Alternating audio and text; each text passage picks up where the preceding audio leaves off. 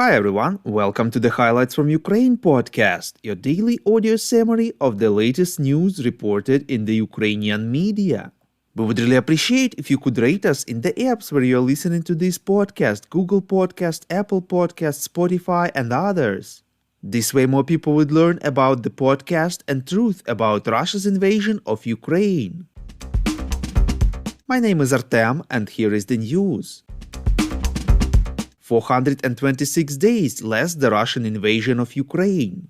The New York Times informs that the US officials expect Ukraine to start its counteroffensive already in May, reports Ukrainska Pravda.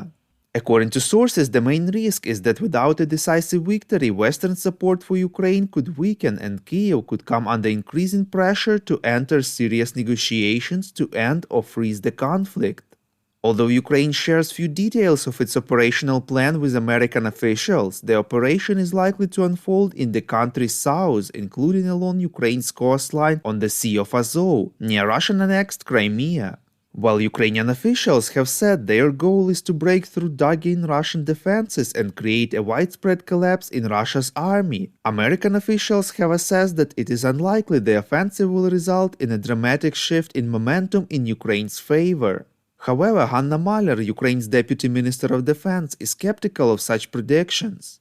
She said that the numerous counteroffensive scenarios that are now being made public could be used as a basis of film plots. But none of this is about Ukraine's history. Ukraine will write its history itself. Ukrainian Foreign Minister Dmytro Kuleba said that NATO must make a political decision that will either determine the timetable for Ukraine's accession directly at the upcoming Alliance Summit in Vilnius this summer or oblige to submit it by the end of 2023, reports Interfax Ukraine.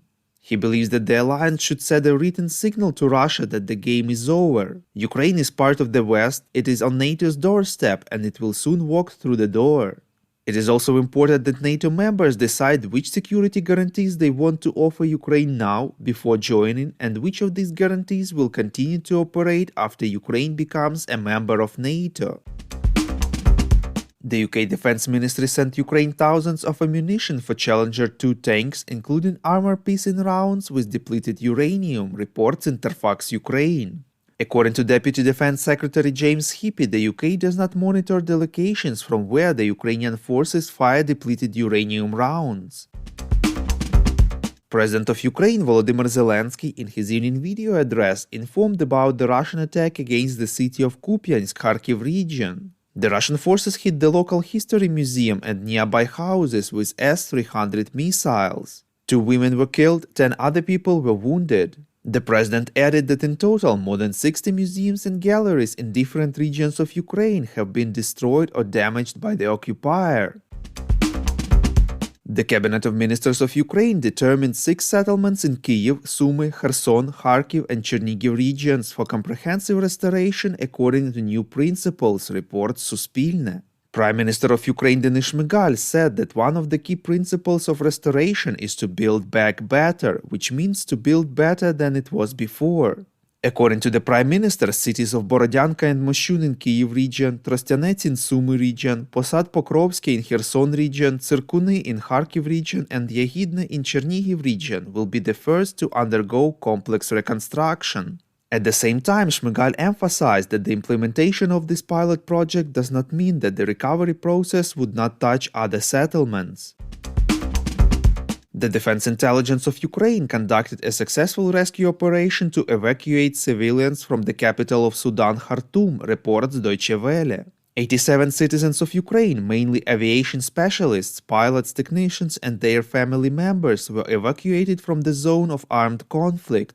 In addition to Ukrainians, the intelligence agency specialists also evacuated citizens of Georgia and Peru. A total of 138 citizens were rescued. Among them are 35 women and 12 children. At the moment, all the evacuees are safe in Egypt.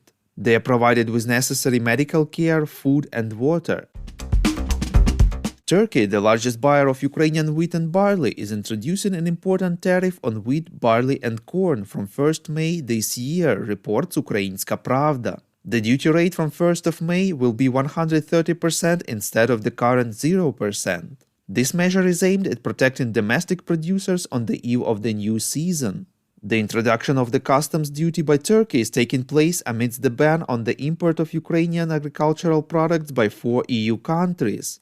About 10 days ago, Poland, Hungary, Slovakia, and Bulgaria temporarily limited the import of grain from Ukraine. These countries justified such steps, among other things, by the problems of their own farmers due to favorable competition from Ukrainian products.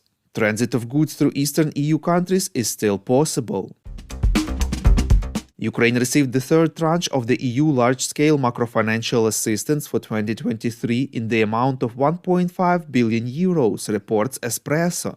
The total amount of support for the current year is 18 billion euros. The total value of Ukraine's minerals is about 15 trillion US dollars, reports Forbes Ukraine. According to the media estimations, more than 70% of the total amount is accounted for by only 3 regions: Donetsk, Dnipropetrovsk, and Lugansk. Of the total value of minerals, 62% is provided by hard coal, 14% by iron ore. Each of the other assets is less than 5%. The total amount of minerals is 111 billion tons.